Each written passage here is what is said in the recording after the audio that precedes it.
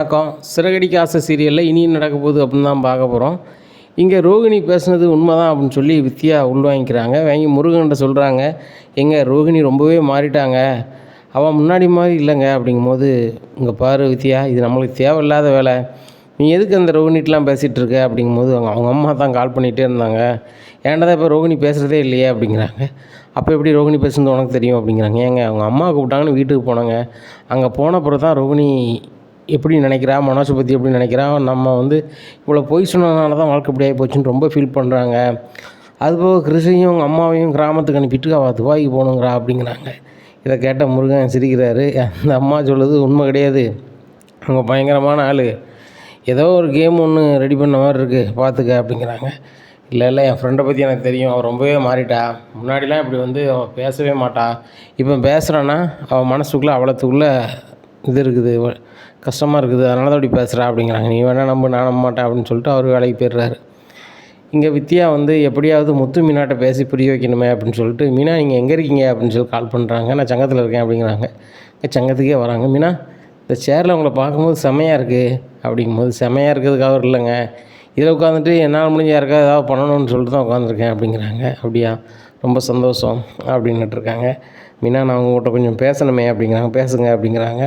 ரோகிணி பற்றி தான் அப்படிங்கிறாங்க. ரோகிணி பற்றி என்கிட்ட என்ன பேச போகிறீங்க, அவங்க 2 பேரும் வாழ்க்கையை முடிவெடுக்க போகிறாங்க, நம்ம பேசி என்ன போகுது அப்படிங்கிறாங்க. இல்லை, நீங்களும் முத்து நினச்சா கண்டிப்பாக இதை பண்ண முடியும் அப்படிங்கிறாங்க. நானும் என் வீட்டுக்காரர் நினச்சாவா, எங்கள் அத்தையே எங்கள் வீட்டில் ஒரு ஆளை எங்களை ஏற்றுக்க மாட்டாங்க, உங்களுக்கு தான் தெரியுமே வித்யா, நீங்கள் தெரியாத மாதிரி பேசுகிறீங்க அப்படிங்கிறாங்க. இல்லை, உங்கள் பேச்சை உங்கள் பாட்டி கேட்பாங்க, உங்கள் பாட்டி பேச்சை உங்கள் மாமியார் கேட்பாங்க, கண்டிப்பாக நீங்கள் உங்கள் பாட்டிக்கிட்ட பேசி புரிய வைக்கணும், ரோகிணியை மறுபடியும் வீட்டுக்குள்ளே கொண்டு வரதுக்கு நீங்கள் வேலை பார்க்கணும் அப்படிங்கிறாங்க. இது மட்டும் முடியாது, அந்த ரோகிணி இவ்வளோ போய் சொல்லுவாங்களா ஒரு வீட்டுக்குள்ளே இருந்துக்கிட்டு, அவங்க சுயநலத்துக்கு அந்த சின்ன பையன் வாழ்க்கை எப்படி சங்கடப்படுத்துனாங்க பார்த்தீங்களே, அப்படிப்பட்ட ஆளுக்கு நம்ம எப்படி சொல்ல முடியும், இதை நான் எங்கள் பாட்டிகிட்ட சொன்னோம்னா அவ்வளோதான் அப்படிங்கிறாங்க. மீனா, பார்க்கவே பாவமாக இருக்குது அப்படிங்கும்போது, ரோகிணி உங்கள் ஃப்ரெண்டு, உங்களுக்கு அப்படி தெரியுது, நாங்கள்லாம் ஒரே வீட்டில் கோசிஸ்டராக இருந்தோம் தான், ஆனாலும் உண்மை எதுவுமே சொல்லலை, என்னையே ஒரு பொருட்டாகவே எடுத்துக்கல, அவங்களும் என்ன மாதிரி ஒரு வீட்டிலேருந்து வந்தவங்க தான், ஆனால் பெரிய பணக்காரங்க மாதிரி என்னை பாடாப்படுத்துனாங்க, உங்களுக்கு தெரியும் தானே அப்படிங்கிறாங்க. மீனா, நீங்கள் யார் என்ன பண்ணாலும் அவங்களுக்கு நன்மையை மட்டுமே செய்வீங்க, நீங்களும் முத்தும், நீங்கள் உங்கள் பாட்டிகிட்ட பேசி பாருங்களேன் அப்படிங்கிறாங்க. இந்த விஷயத்தில் நாங்கள் எப்படி பேசுகிறது, வாய்ப்பு இல்லை, அதுபோக 5 லட்சத்தை தாங்க நான் போயிடுறேன்னு அவங்க சொல்கிறாங்க. இங்கே மனோஜும் பணம் ரெடி பண்ணக்கூடிய வேலையை பார்க்காரு, ரோகிணியும் அதை வாங்க தயாராக இருக்காங்க, இதில் நீங்கள் எப்படி பேசுகிறீங்களே அப்படிங்கிறாங்க.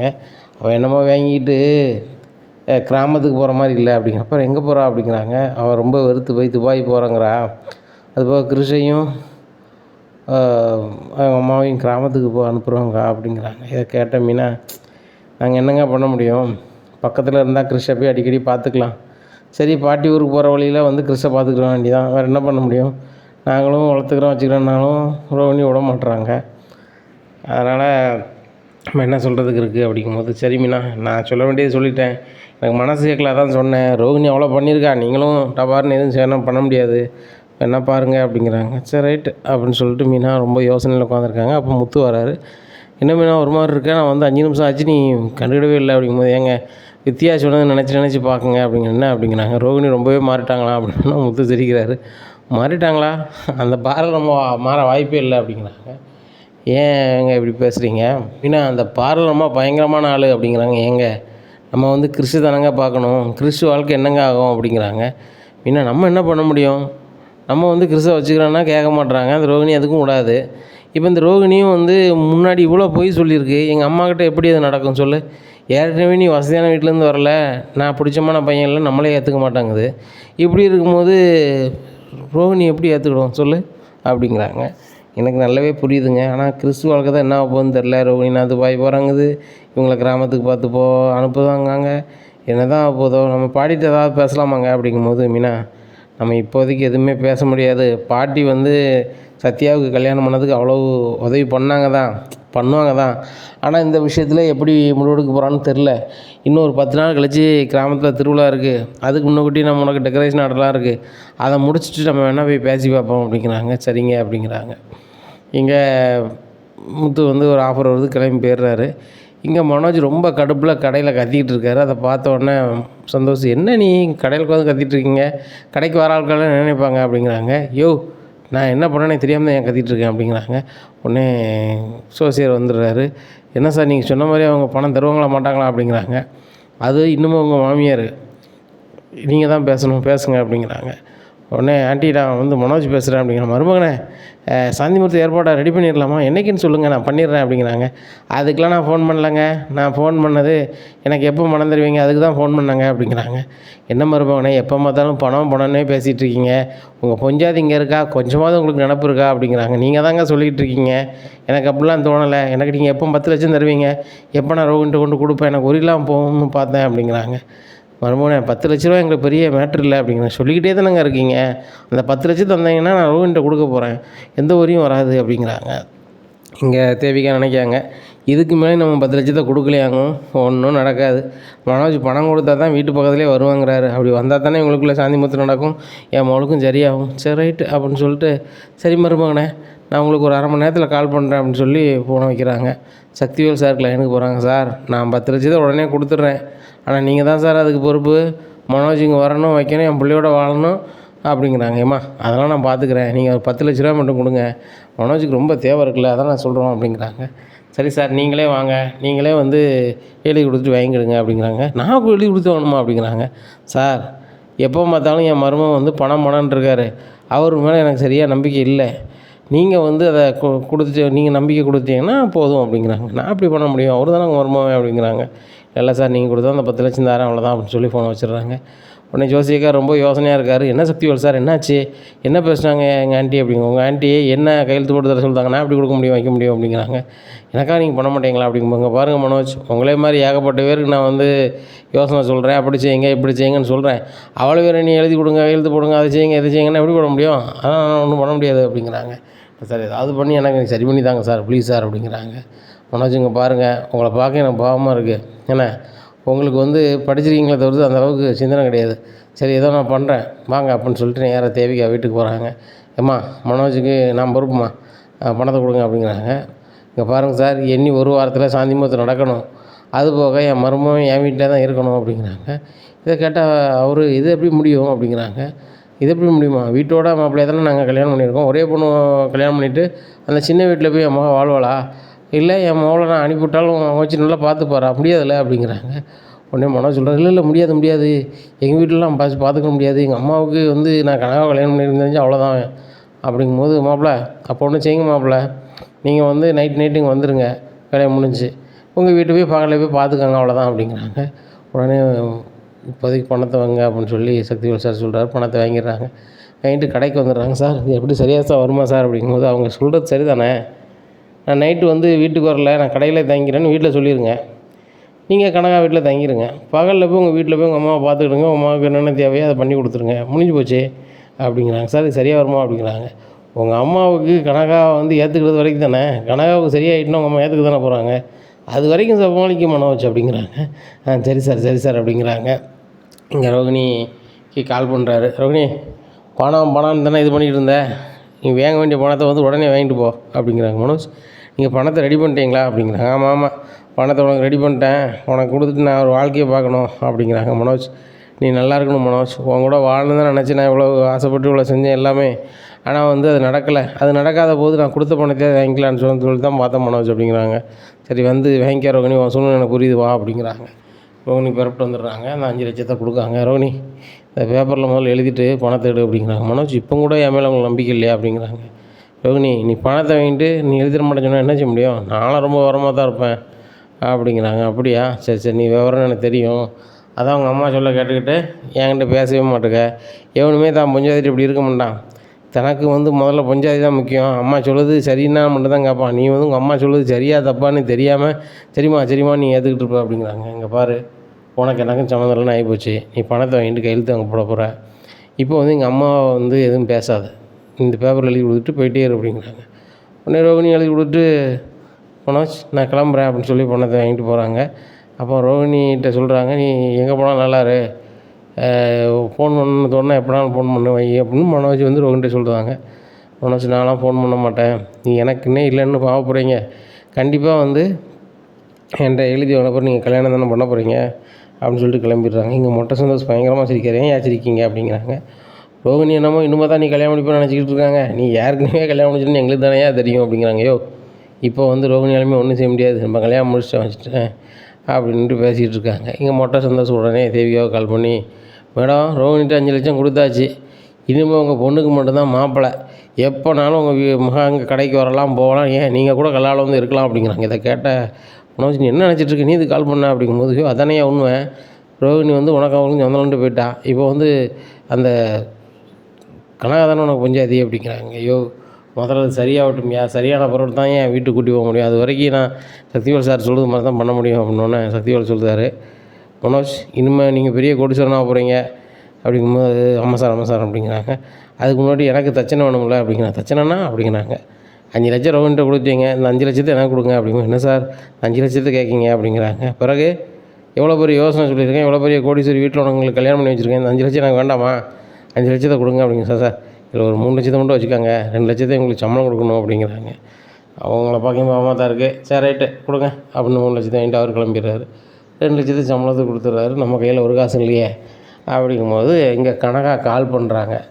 ஹலோ அப்படிங்கிறாங்க. நான் உங்கள் ஒய்ஃப் பேசுகிறேன், கனகா பேசுகிறேன் அப்படிங்கிறாங்க. சொல்லு அப்படிங்கிறாங்க.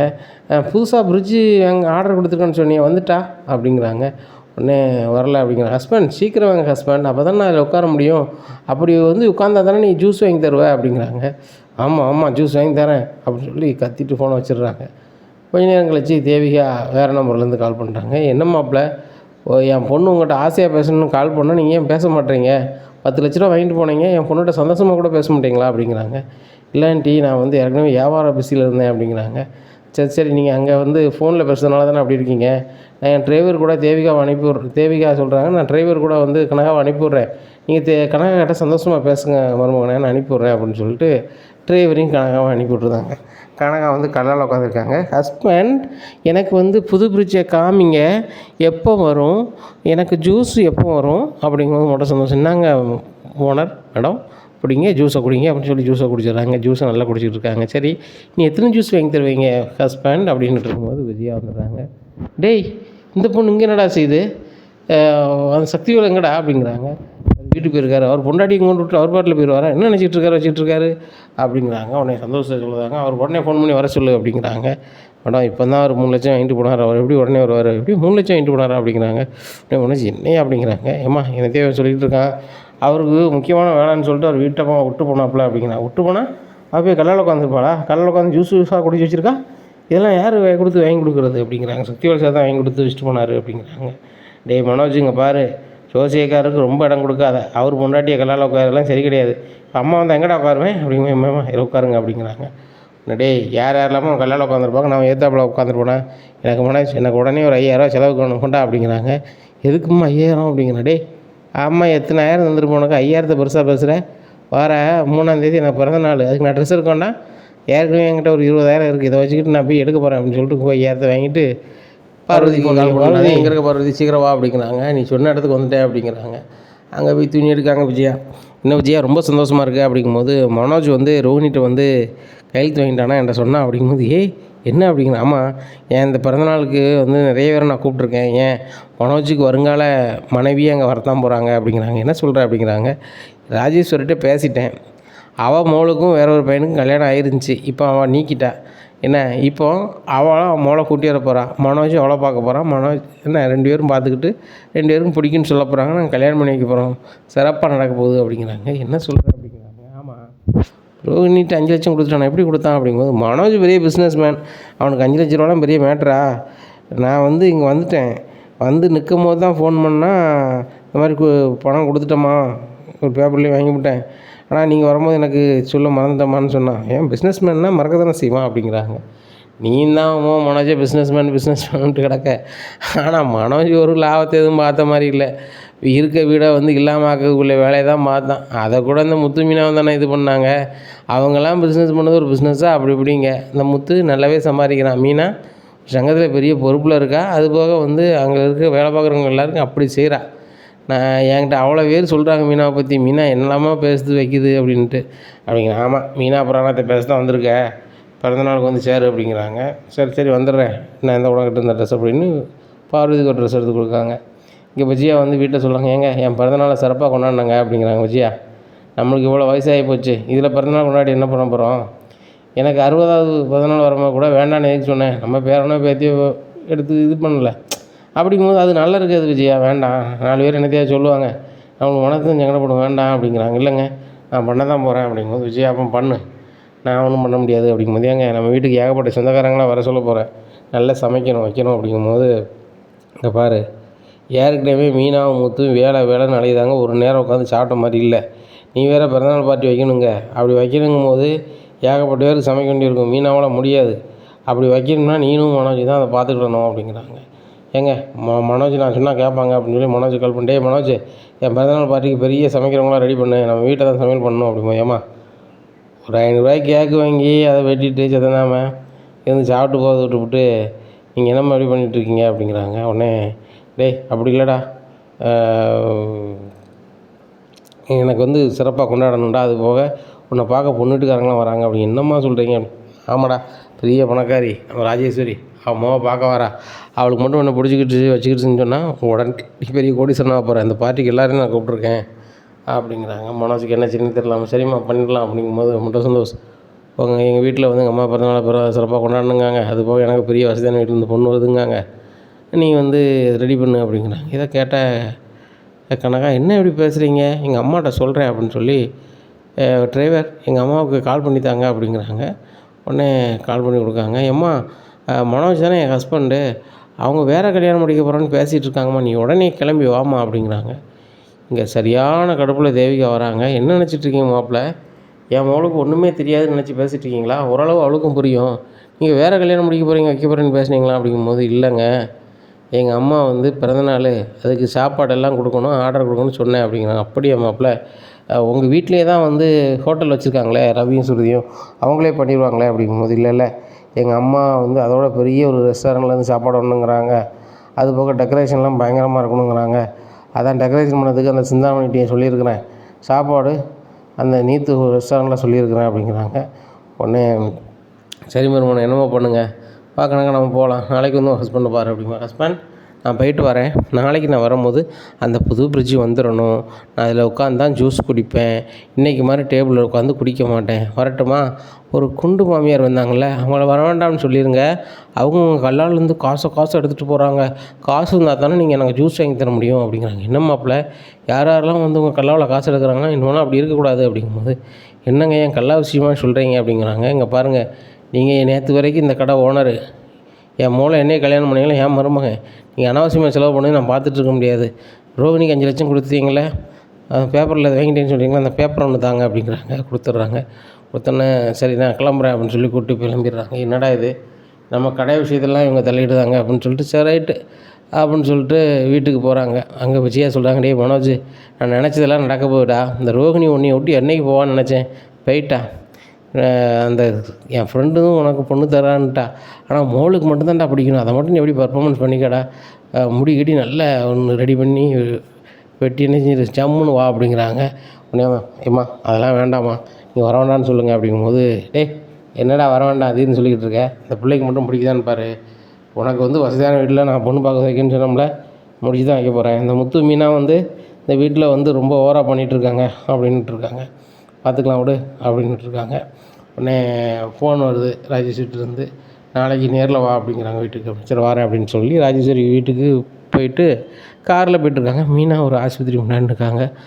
அதை பார்த்துட்டு ஆஹா இவன் என்ன உள்ள பக்கம் ஆஸ்பத்திரி இருக்கா, ஒரு வேளை மாசமாக இருக்காளோ அப்படின்னு நினைக்காங்க. இங்கே மீனாவுக்கு வயிறு வலி, இந்த வயிறு வலியால் ஒழுங்காக வேலை செய்யக்கூடாதுன்னு பக்கத்தில் இருக்கணும்னா சொன்னாங்க. அவன் மாசமாக தான் இருக்கா அவளுக்கு அப்படின்னு சொல்லி வீட்டில் போய் விஜயா கணக்காங்க. ஏங்க நான் பிறந்தநாள் பார்ட்டி வச்சுருக்கேன், இந்த மீன் அந்த நேரத்தில் மாசமாக இருக்கா, இவங்களுக்கு தெரிய வேண்டாமாங்க, எல்லாருக்கும் முன்னாடி மனோஜ் தான் மூத்தவன், அவனுக்கு தானே வரணும் உள்ள வைக்கணும் அப்படி இப்படின்னுட்டு இருக்காங்க. அவனை என்ன பண்ண சொல்கிறாங்க, ஏம்மா அந்த விஜயா சொல்கிறதுலாம் உண்மையாம்மா, விஜயா சொல்கிறது உண்மையாக இருந்தால் அவ்வளோ சந்தோஷப்படுவோம்மா, இந்த விஜயா அப்படி தான் ஏதாவது பேசிக்கிட்டு இருப்பா அப்படிங்குமாம்மா, அப்படிலாம் ஒன்றும் இல்லைம்மா அப்படிங்கிறாங்க. இல்லைங்க நடிக்கா, நான் ஆஸ்பத்திரியில் இருக்கும்போதே பார்த்தேன், இவங்க பேசுனதெல்லாம் கேட்டேன் அப்படிங்கும்போது, அத்தை அப்படி ஆகுது அளவுக்கு ஆள் இல்லை, நாங்கள் மாடிலாம் வீடு கட்டி வச்ச பிறகு தான் நாங்கள் பிள்ளை பெற்றுக்கணும் வைக்கணும்னு சொல்லிட்டு நாங்கள் ரொம்பவே தெளிவாக இருக்கோம், அது போக நாங்கள் வந்து ரூம் இல்லாமல் ஹாலில் இருக்க மாதிரி என் பிள்ளை இருக்க முடியாது அப்படிங்கும்போது ரைட்டு.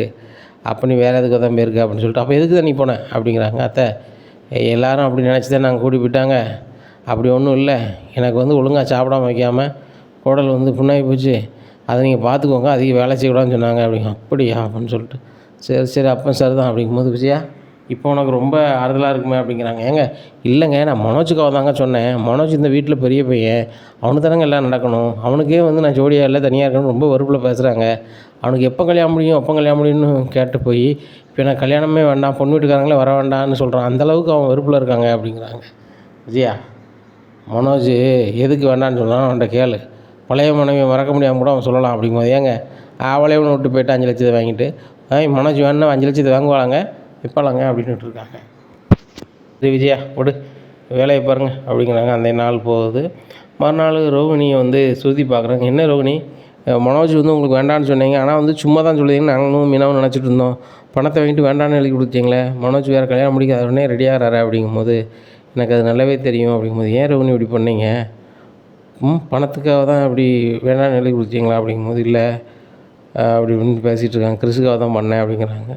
சரி பார்த்துக்கோங்க, நீங்கள் வந்து கிறிஸுக்காக போகணுன்னு நினைக்கிங்க, ஆனால் அவங்க மனோஜும் கூட வாழ்ந்ததே தெரியாமல் ஆன்ட்டியோட பிறந்தநாளுக்கு இந்த ராஜேஸ்வரி ஆன்ட்டியோட பொண்ணெல்லாம் வர சொல்லி பார்க்க போகிறாங்க அப்படிங்குவோம். அப்படியா, ராஜேஸ்வரி அவங்க பொண்ணை கொடுக்குற அளவுக்கு ஆகிப்போச்சா?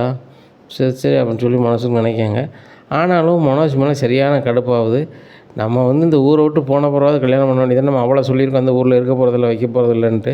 இருக்கும் போதே கல்யாணம் பண்ண நினைக்கிறா. சரி ரைட்டு, அவரை மட்டும் நினைக்கார்ல, நம்மளுக்கு எந்த சங்கடப்பட்டாலும் பரவாயில்லன்ட்டு நம்மளும் இன்னும் அவரை பற்றி நினைக்கக்கூடாது அப்படின்னு சொல்லி கடுப்பாகிறாங்க. ஏன்னா அந்த ஃபர்னிச்சர் கடை வந்து ரோகிணி பேரில் தான் இருக்குது. அதை மனோஜ் இன்றைக்கி வரைக்கும் அதை எழுதி வாங்கலை. இதனால் ரோகிணி சரி ரைட்டு இனிமேல் நம்ம சும்மா விடக்கூடாது அப்படின்னு சொல்லி சிட்டியை போய் பார்க்க போகிறாங்க. என்ன ரோகிணி ரொம்ப நாளுக்கு அப்புறம் வந்திருக்கீங்க, நான் உள்ளே போன பிறகு என்ன ஏதுன்னே பார்க்கல, உங்கள் குடும்பமே போதுன்னு இருந்துட்டீங்களா?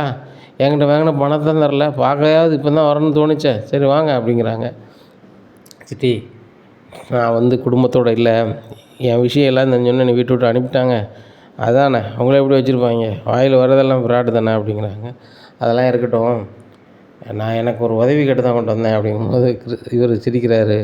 அதானே உதவின்னு கேட்டால் தானே என்கிட்ட வருவீங்க அப்படின்னு சொல்கிறாரு சிட்டி. எதுக்கு நான் உங்கள்கிட்ட வரேன், எனக்கு வந்து உதவின்னா நீங்கள் தானே பண்ணுவீங்க அப்படின்னு ஐஸ் வைக்கிறாங்க இந்த ரோகிணி சிட்டியை. உங்களுக்கு என்ன பண்ணணும் சொல்லுங்கள் அப்படிங்கிறாங்க. என் பேரில் ஒரு பெரிய ஃபர்னிச்சர் கடை இருக்குது அப்படிங்கிறாங்க. உங்கள் பேர்லையா? உங்கள் பேரில் இருந்தால் தான் உங்கள் மாமியார் உங்களை வந்து வேண்டான்னு சொல்ல மாட்டாங்களா அப்படிங்கிறாங்க. ஏங்க நான் சொல்லுறது முழுசாக கேளுங்க அப்படிங்கிற சொல்லுங்கள் அப்படிங்கிறாங்க. மனோஜ் நடத்திருக்க கடையை அன்னைக்கு நேரத்தில் அவசர அவசரமாக என் பேரில் தான் வாங்கணும். அதுவே இன்னும் மனோஜ் உணராமல் இருக்கார். ஆனால் என்னையே வேண்டான்னு சொல்லிவிட்டு அவர் என்கிட்ட ஒரு பேப்பரில் வாங்கிட்டார். இப்போ வேறு கல்யாணம் முடிக்கலாம் ரெடி பண்ணுறாரு. இப்படி இருக்கும்போது அந்த கடையை வந்து நான் அவர் கொடுக்க எனக்கு மனம் இல்லை. நான் ஊரை விட்டு போகிறேன், நான் போயிட்டேன்னு சொல்கிறேன். அதுக்கப்புறம் நீங்கள் கல்யாணம் முடிப்பீங்களா இப்போலாம் பார்த்துக்கோங்கன்னு சொல்லியிருக்கேன். ஆனால் மனோஜ் நான் அந்த ஊரில் இருக்கும் போதே கிளம்புறதுக்கு முன்னாடி இப்படிலாம் வேலை பார்க்காரு. என்னை பற்றி நினைக்காதவரை பற்றி நான் எதுக்கு நினைக்கணும்? அதான் வந்து போகவே போகிறோம், அந்த கடையை ஒரு காசாகிட்டு போயிடலான்னு பார்க்குறேன் அப்படிங்கும்போது, ரொம்ப சூப்பரு. அந்த முத்து குடும்பத்துக்கு எதாவது பண்ணணும்னு நினச்சேன், நீ பண்ணது கரெக்டாக வந்துட்ட. இப்போ அந்த கடையை நான் வாங்கணுங்கய்யா அப்படிங்கும்போது, இல்லை சிட்டி நீங்கள் வாங்கினீங்கன்னா அது நல்லா இருக்காது. அந்த முத்து கண்டிப்பாக வந்து உங்கள்கிட்ட வந்து நிற்பான், உங்கள்கிட்ட இருந்து கடையை வாங்கி மறுபடியும் மனோஜ்கிட்ட கொடுத்துருவான். அதனால் வந்து மனோஜுக்கு வந்து என்னை பற்றி அருமை தெரியாமல் போயிடும். இந்த ரோகிணி யாருன்னு எல்லாருக்கும் தெரியணும். நான் எல்லோரும் நம்புகிற மாதிரி எதுக்கு அல்லது ஒரு மாதிரி ஆக்டிங்கை போட்டோம் அப்படின்னா, என்னை எல்லோரும் நம்பணும். நம்பும்போது அவங்களுக்கு ஏதாவது ஒன்று மறக்காத ஆப் ஒன்று வைக்கணும்னு நினச்சேன். ஆனால் இந்த மாதிரி வைக்க போகிறோன்னு நானே நினைக்கல. சரி இதை பண்ணிட வேண்டியதான், ஒரு நல்ல ஒரு வியாபாரியாக பாருங்கள் அப்படிங்கிறாங்க. சிட்டி 4-5 பேர்கிட்ட பேசுகிறாங்க. அந்த கடை 1 கோடி ரூபா போகும், அந்த கடைக்காரங்க இப்போ 50 லட்சம் தான் வைக்கணுங்க, உங்களுக்கு வேணுமானோடனே 4-5 பேர் லைனுக்கு வந்துதான், நான் வாங்குதேன் நீ வாங்குதன்ட்டு உடனே ரோகிணி சொல்லுவாங்க, ரோகிணி 4-5 பேரும் கடையை கேட்கணுங்காங்க, இப்போ என்ன பண்ணுறது அப்படிங்கிறாங்க. பண்ணிடலாம் அப்படின்னு சொல்லிட்டு ஒரு ஆளை ரெடி பண்ணி 75 லட்ச ரூபா ஃபைனல்னு சொல்லி பேசணுன்னா சிட்டி சொல்லுவாங்க, எனக்கு 25 லட்ச ரூபா வேணும் அப்படிங்கிறாங்க. அது எப்படி என் கடையை உங்களுக்கு நான் 25 லட்ச ரூபா உங்களுக்கு தர முடியும் அப்படிங்கிறாங்க. சிட்டி சொல்கிறாருங்க, பாருங்கள் ரோகிணி 75 லட்ச ரூபா என்னை வச்சு தான் கிடைக்குது, அதனால் 50 லட்சம் வாங்கிக்காங்க, இல்லை நீங்கள் பார்த்துட்டுங்க அப்படிங்க. சரி சிட்டி நீங்கள் எடுத்துக்கிடுங்க அப்படிங்கிறாங்க. ஒரு ஆள்கிட்ட 75 லட்சம்னு பேசி 25 லட்ச ரூபாய் வாங்கிடுறாங்க. வாங்கிட்டு நாளைக்கு பத்திரம்னு சொல்லி பத்திரமும் போட்டு கொடுத்துருந்தாங்க. போட்டு கொடுத்துட்டு ரோகிணி இனிமேல் இங்கே இருக்கக்கூடாது அப்படின்னு சொல்லிட்டு நேராக சென்னையிலேருந்து திருநெல்வேலியை பார்த்து போயிருந்தாங்க. இங்கே கடைக்கு வராரு ஒரு ஆள். என்ன மனோஜ், கடையை விட்டு வெளில போங்க, நீங்கள் என்னமோ கடையை நடத்தணும், நானே என் கடையை நடத்திக்கிறேன் அப்படிங்கிறேன். என்னது உங்கள் கடையை நீங்கள் நடத்துவீங்களா? ஏங்க இது என் கடைங்க, என் கடையா? ஏங்க இந்த கடை வந்து ஓனர் எனக்கு கொடுத்துட்டாங்க, அதனால் நீங்கள் கிளம்பலாம். உங்களை வந்து வேலைக்கு தானே வச்சுருந்தாங்களாம் அப்படிங்கிறாங்க. வேலைக்கு வச்சுருந்தாங்களா? யார் சொன்னா? இவர் தான் எங்கள் ஓனர் அப்படி இப்படின்னு இருக்கவங்களாம் பேசுகிறாங்க. இல்லை இதை பாருங்க அப்படின்னு அந்த பேப்பரை கொடுக்காங்க. பேப்பரை பார்த்துட்டு மட்டும் சொன்ன யோ மனோஜ், கடை அப்போ உன் பேரில் இல்லையா? டீலர் மட்டும் தான் நீனா அப்படிங்கிறாங்க. என்னையா சொல்கிற? கடை என் பேரில் தான் இருக்குது அப்படிங்கிறாங்க. ரோகிணி கடை என் பேரில் இருக்குன்னு சொல்லி இவங்களுக்கு கொடுத்துருக்காங்க அப்படிங்கும்போது ரோகிணி கால் பண்ணி பார்க்காங்க. ரோகிணி ஃபோனே எடுக்கலை. உடனே இது நல்லா இருக்காது, உடனே ஒழுங்கு மாதிரி அதை நான்லாம் கிளம்ப முடியாது, நான் பணம் கொடுத்துருக்கேங்கிறாரு அவர். உடனே மனோஜ் நான் ஸ்டேஷனுக்கு போகிறேன்னு சொல்லி ஸ்டேஷன்லேருந்து 2 காய்ச்சறக்காரனை கொண்டு வந்தாங்க.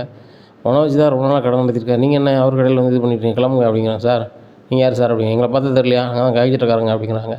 நீங்கள் யாராக கூட இருங்க சார், இந்த பேப்பரை பாருங்கள் அப்படிங்கிறாங்க. பேப்பரை பார்த்துட்டு அப்போ மிஸ்டர் மனோஜ் உங்கள் பேரில் கடை இல்லையா அப்படிங்கிறாங்க. சார் என் பொண்டாட்டி பேரில் தானே வாங்கியிருந்தேன், இப்போ அவன் வந்து என்கிட்ட கேட்காம கொடுக்க மாட்டா, அவன் என்கிட்ட தந்துடுவானா இப்போ ஃபோன் பண்ணான் அப்படி. ஃபோனே எடுக்கலைங்க, நீ சொன்னால் தந்துடுவாங்க, ஆனால் வந்து அவங்களுக்கு அதை எழுதி கொடுத்துருக்கா, ஒன்றும் பண்ண முடியாது, நீ கிளம்பு அப்படிங்கிறாங்க. சார் எப்படியோ வாங்கிதாங்க சார், இது எங்கள் அப்பா பணத்தில் வாங்கின கடை அப்படிங்கிறாங்க. அதெல்லாம் இதில் தெரியாதியா, கடை ரோகிணி பேரில் இருக்குது, அவங்க இவங்களுக்கு கொடுத்துருக்காங்க, அவ்வளோதான். நம்ம கடையில் வந்து நீ ஒரி பண்ணனா நீ தான் உள்ள இருப்ப பார்த்துக்க அப்படின்றாங்க. மனோஜுக்கு என்ன செய்யனே தெரில, வீட்டில் போய் ரொம்ப சோகமாக உட்காந்துருக்காங்க. என்னடா மனோஜ், நாளைக்கு அம்மாவோட பிறந்த நாள், நீ இப்படி உட்காந்துருக்க அப்படிங்கிறாங்க. ஏம்மா அதை ஏம்மா கேட்குறீங்க அப்படிங்கிறாங்க. என்னடா அப்படிங்கும்போது என் கடை நோட்டே போய்ட்டு அப்படிங்கும்போது என்னடா சொல்கிற அப்படிங்கிறாங்க. ஏம்மா ரோகிணி வசம் எனக்கு ஆப்ப வச்சுட்டாம்மா, அவள் வந்து 5 லட்சத்தை தா, நான் உனக்கு எனக்கு சம்மந்தம் போயிருதுன்னு சொல்லும் போதே நான் நினச்சேன் இவன் என்னமோ பண்ண போகிறான்ட்டு, வசமாக பண்ணிட்டாம்மா, கடை அவள் பேரில் தான் இருக்கிறதுனால அவள் கடையை ஒரு ஆளுக்கு விற்றுட்டு போயிட்டா, அந்த கடைக்காரன் நான் கடையை விட்டு போக மாட்டேன் நீ போன்னு சொல்லிட்டான். நானும் காய்ச்சட்டக்காரனை கூப்பிட்டு போனேன், அவங்க வச்சுருக்க பேப்பரை பார்த்துட்டு இந்த கடை வந்து உங்கள் பேரில் தான் இருக்குது, ஒன்றும் பண்ண முடியாது, நீங்கள் போங்கன்ட்டாங்க, என்ன பண்ணனே தெரிலம்மான்னு சொல்லி அழுதுட்டு இருக்காரு. இதை கேட்டால் விஜயா, அவன் கடை உன் பேரில் இல்லையா, அவன் ஏன்டா கடை அவன் பேரில் வாங்கினா ஆச்சா அப்படிங்கும்போதேம்மா, என் பேரில் இருந்தால் தான் நாளைக்கு உங்கள் தம்பிமார் வந்து கடை வேணும்னு வரமாட்டானுவோ, நாளைக்கு என் பேரில் இருக்கட்டும்னு சொல்லி ரோகன் சொன்னான். நானும் சரி நம்ம பஞ்சாயத்து தானே இருக்கட்டும்னு செஞ்சேன், ஆனால் நான் மறந்தே போனோமா அப்படிங்கிறாங்க. இதை கேட்டால் விஜயா, நீங்கள் எல்லோரும் சொன்ன மாதிரி படித்த முட்டாள் தாண்டான்னு போட்டு விழுந்து ஒழுக்காங்க. நம்மளை என்ன விஜயா, என்ன 2 பேரும் பேசிகிட்டு என்ன அப்படிங்கும்போது எங்கள் கடை மனோஜ் விட்டு போயிட்டாங்க, அதான் சொல்லிகிட்டு இருக்கான் அப்படிங்கும்போது, அப்போ கடன் அதுக்கு அதிகமாகிட்டே அப்படிங்கும்போது ஏங்க மனோஜ் கடன்லாம் வாங்கலைங்க, ரோகிணி தாங்க இப்படி பண்ணிட்டான், ரோகிணி பேரில் தான் கடன் இருக்குது, அவன் மனோஜ் மேலே உள்ள விம்பில் யார்கிட்டயே விற்றுட்டு போயிட்டா அப்படிங்கிறாங்க. இதை கேட்டால் என்ன மாட்டே, அப்போ கடை கூட உன் பேரில் இல்லையா, நீ அப்போ கடை எழுதி வாங்கியில் படித்து பாதியே பார்க்கல அப்படிங்களப்பா, அன்றைக்கி இருந்த அவசரத்தில் பார்க்கவே இல்லை அப்படிங்க. அன்றைக்கி இருந்த அவசரத்தை தான் பார்க்கல, அதுக்கப்புறம் எப்போவுமே பார்க்கலையா அப்படிங்கிறாங்க. இல்லைப்பா அப்படின்ட்டு இருக்கும்போது, நீ இப்படி தாண்டா இருப்ப, நீ இப்படி தான் இருப்ப, நான் உழைச்சி தந்த ஒட்டுமொத்த பணத்தை உன்கிட்ட கொண்டு கொடுத்தேன், நீ வந்து அதை கொண்டு ஒன்றுமில்லாமாக்கிட்ட, அப்படியே போயிரு, இன்னும் அந்த வீட்டுக்கோ குடும்பத்துக்கோ பங்குக்குன்னு வந்து அவ்வளோதான், ஒழுங்கு மரியாதை இந்த வீட்டை விட்டு ஓடிடு அப்படிங்கிறாங்க. உடனே இல்லைப்பா நீங்கள் தாம்மா எப்படியா பண்ணணும், நம்ம பேசணும், நீங்கள் சொன்னதாம்மா முத்து கேட்பான், முத்து நினச்சாம இந்த கடையை எனக்கு வாங்கி தந்துடுவோம்ப்பா அப்படிங்கிறாங்க. அவனடா செய்ய முடியும், ரோகிணி வந்து விற்றுட்டு போயிருக்கா அப்படிங்கும்போதேப்பா, ரோகிணி எங்கே இருக்கா எது இருக்கான்னு தெரில, இப்போ ஃபோனை எடுக்க மாட்டேறா, ஆனால் முத்துக்கு வந்து எல்லா பக்கமும் டிரைவர்லேருந்து எல்லாமே தெரியும்பா, ரோகிணி ஃபோட்டோவை கொடுத்து அவள் எங்கே இருக்கா ஏது இருக்கான்னு சொல்லி மட்டும் எப்படியாவது ரெடி பண்ண சொல்லுங்கப்பா அப்படிங்கிறாங்க. இதை கேட்டால் அண்ணாமலை, ஆமாடா எல்லாத்துக்கும் இந்த முத்து மீனாவே பண்ணிகிட்டு இருப்பாங்க, நீ எதுவும் பண்ணிடாத அப்படிங்கிறாங்க. முத்துக்கு கால் பண்ணி வீட்டுக்கு வாடா அப்படிங்கிறாங்க. வீட்டுக்கு வராங்க. என்னப்பா என்னாச்சு அப்படிங்கிறாங்க. டேய் கடை மனசு விட்டு போயிட்டான் அப்படிங்க. என்னப்பா சொல்கிறீங்க அப்படிங்கிறாங்க. ஆமாடா கடையை வந்து ரோகிணி பேரில் எங்கே வச்சுருக்கான், ரோகிணி ஏதோ ஊருக்கு போகிறேன்னு சொல்லிட்டு கடையை வந்து யார்ட்டையோ விற்றுட்டு போயிட்டாங்களா, இப்போ அவங்க வந்து கடையில் உட்காந்துட்டு இருக்காங்க அப்படிங்கும்போது, அது என்னப்பா கடை ஓன் பணத்தில் தானேப்பா ஆரம்பிச்சது அப்படிங்கிட்டே, அது உனக்கு தெரியும் எனக்கு தெரியும், அந்த பேப்பரில் என்ன இருக்கோ அதை தானே சேர்த்துலாம் சொல்லுவாங்க, கடை வந்து அவங்களுக்கு போயிடுச்சு, இப்போ வாங்கணும்னா ரோகிணிகிட்ட உள்ள பணத்தை திருப்பி கொடுக்கணும் அப்படிங்கும்போது முத்து சொல்கிறார், பார்ப்போம்பா அவன் எங்கே இருக்கான்னு தெரில அப்படின்னு சொல்லி அந்த ஃபோட்டோவை எல்லா டிரைவருக்கும் அனுப்புதாங்க. சரி நாங்கள் ரோகிணியை பார்த்தா சொல்கிறோன்னு எல்லோரும் சொல்கிறாங்க. இப்படியா இருக்குது. மீனாவுக்கு டெக்கரேஷன் ஆர்டர் வருது. டெக்கரேஷன் ஆர்டரில் சூப்பராக அந்த கார்பரேட் கம்பெனிக்கு சூப்பராக பண்ணி முடிச்சிருந்தாங்க. பண்ணி முடித்தோடனே ஒரு 30 லட்ச ரூபா கிடைக்கிது. அந்த 30 லட்சத்தை கொண்டு முத்து மீனாவை வீட்டுக்கு கொண்டு வராங்க. வீட்டுக்கு கொண்டு வந்தோடனே விஜயா சொல்கிறாங்க, ஏங்க இந்த பணத்தை கொண்டு மனோஜ் கடைக்காக கொடுக்கலாம்னாங்க, கொடுத்தோம்னா கண்டிப்பாக அந்த கடைக்காரங்க கொஞ்ச நாளில் மீதி பணத்தை தரேன்னா ஏற்றுக்கிடுவாங்களாங்க அப்படிங்கிறாங்க. இதை கேட்டால் நம்மளாங்க பாரு, மனோஜ் கடைக்காகலாம் இவங்க கொடுக்க முடியாது, மாடியில் அவங்க வீடு கட்ட போகிறாங்க, அது போக இந்த வீட்டுக்காக வாங்கின கடனை இப்போ க்ளோஸ் பண்ண போகிறாங்க, உன் வீடு உனக்கு வேணுமா வேண்டாமா ஆச்சு அப்படிங்க. ஆமாங்க வேணுங்க அப்படிங்கிறாங்க. அப்போ வாயை முடிட்டுரு அப்படிங்கிறாங்க. முத்து மீனாக அந்த வீட்டுக்கு கட்ட வேண்டிய பணத்தை கொண்டு கட்டுறாங்க லோனுக்கு, மீதி பணத்தை வச்சு மாடியில் ரூம் கட்டுறாங்க. இதை பார்த்த விஜயா, நம்ம வந்து யாரை வந்து பெரிய ஆள் ஆயிடுவான்னு நினைக்கமோ அவங்க ஆக மாட்டுறாங்க, இவங்கெல்லாம் ஒரு ஆளா அப்படின்னு நினச்சோம், இப்போ இன்றைக்கி அவங்க லட்சத்தில் சம்பாதிக்காங்க, அப்படின்னு சொல்லி விஜயா ரொம்பவே ஏக்கத்தில் பார்க்காங்க. மீனாவுக்கு இன்னும் வந்து நம்ம பழைய மாதிரி இருக்கக்கூடாது அப்படின்னு சொல்லிட்டு, மீனா எதுவும் சமைக்கன்னா சொல்லுமா, நான் கூட சமைச்சு தரேன் அப்படிமா.